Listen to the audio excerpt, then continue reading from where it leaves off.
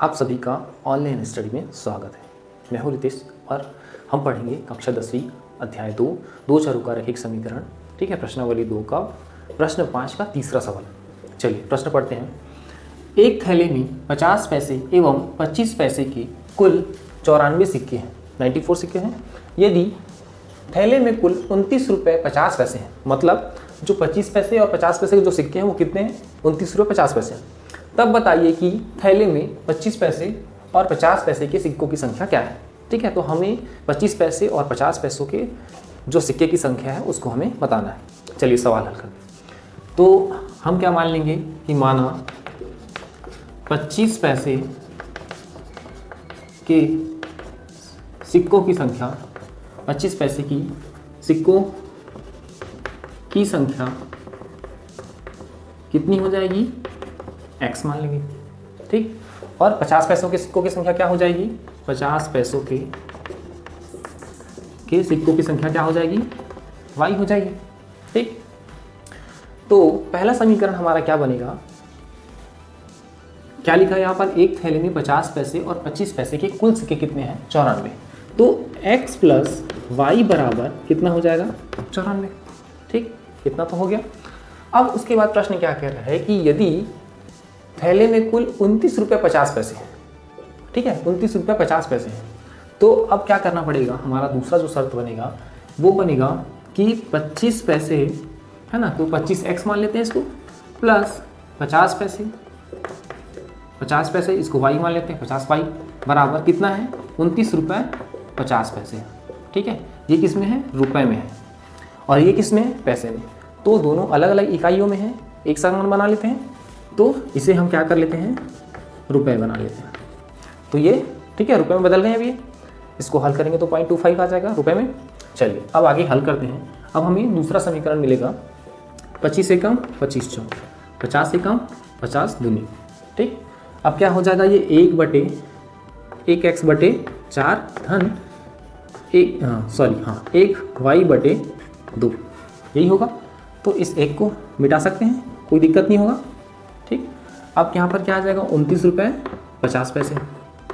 ठीक, अब दो असमान हर है, समान कर लेते हैं, क्या हो जाएगा, एलसीएम क्या आ जाएगा, 4 आ जाएगा।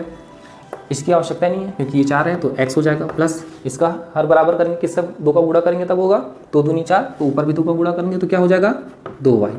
ठीक, बराबर 29 रुपये 50 पैसे। ठीक, फिर यह गुणा कर देते हैं, नीचे एक लिखे। ठीक, क्या हो जाएगा, x plus 2y is equal to 29 रुपये 50 पैसे गुणित 4। तो मैं क्या करूँ, इसको डायरेक्ट हल कर दूँ, इसका हम गुणा करेंगे, 4 शून्य 0, 4 5 6 20 की शून्य हासिल आई 2, 4 9 36 2, 38 की 8 हासिल आई 3, और 4 दूनी 8 8 3 11, 2 संख्या बाद दशमलव है, लगा देते हैं, तो कितना आ गया, 118। ठीक, अब ये समीकरण हमारा क्या मिल गया, 2, और ये हमारा समीकरण क्या था, 1। ठीक, आगे बढ़ते हैं। समीकरण 2 में 1 को घटाने पर, ठीक है, घटाने पर, तो समीकरण 2 क्या है हमारा, x plus 2y is equal to 118। ठीक, और समीकरण 1 क्या है, x plus y is equal to 94 या 94। क्या करना है, घटाना है। जब हम बहुपद को घटाते हैं तो चिन्ह क्या होते हैं आपस में, नीचे के चिन्ह जो होते हैं वो बदल जाते हैं। चलिए, तो ये धन का क्या हो जाएगा, ऋण, धन का ऋण, यहाँ पर भी कुछ नहीं है, धन है तो ऋण। ठीक, धनात्मक ऋणात्मक घट गए, ये भी घटेंगे, धन ऋण है, तो 2y में से 1y चले जाएगा, क्या बचेगा, एक ही y बचेगा। ठीक, और 118 में 94 घटाते हैं तो 8 में 4 जाएगा, 4 बच गया, 11 में तो 3 हो गया, बचा 2, 24। तो y बराबर कितना आ गया। अब देखो यहाँ पर हमें y का मान मिल गया। ठीक है, y का मान मिल गया। अब समीकरण 1 में y का मान रखने पर, ठीक है, y का मान हम रखेंगे। ठीक है, तो इससे हमें क्या मिलेगा, x का मान मिलेगा। तो पहला समीकरण क्या है, x plus y is equal to 94 या 94।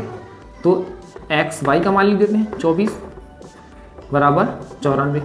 तो x बराबर क्या हो जाएगा, 94, ये पक्षांतर को क्या हो जाएगा, ऋण हो जाएगा 24। तो x का मान क्या आ जाएगा, 4 4 गया 0 और 9 में 2 गया 7, x का मान कितना आया, 70। तो अब हम कह सकते हैं कि अतः 25 पैसे के सिक्कों की संख्या कितनी हो गई 70 और 50 पैसों के सिक्कों की संख्या कितनी हो जाएगी 24। तो इस तरीके से ये सवाल हल होगा। सवाल क्या बोल रहा था कि एक थैले में 50 पैसे और 25 पैसे के कुल 94 सिक्के हैं, ठीक है। यदि थैले में कुल 29 रुपये 50 पैसे हैं तो बताइए 25 पैसे और 50 पैसे के सिक्कों की संख्या कितनी होगी। तो हमने सबसे पहले क्या किया कि 25 पैसे के सिक्कों की संख्या को x मान लिए, फिर 50 पैसे के सिक्कों की संख्या को y, फिर हमारा जो समीकरण पहला बना कि x + y = 94। कैसे बना? क्योंकि दोनों के सिक्कों की संख्या कुल की संख्या कितनी थी 94 थी। अब दूसरा समीकरण प्राप्त करने के लिए हम लोगों ने क्या किया कि यहाँ पर देखिए कि कुल 29 रुपये 50 पैसे, तो हमने क्या किया पहले पैसे को रुपये में बदल लिए, ठीक है। तो इस तरीके से x/4 और एक y/2 आ गया 29 रुपये 50 पैसे।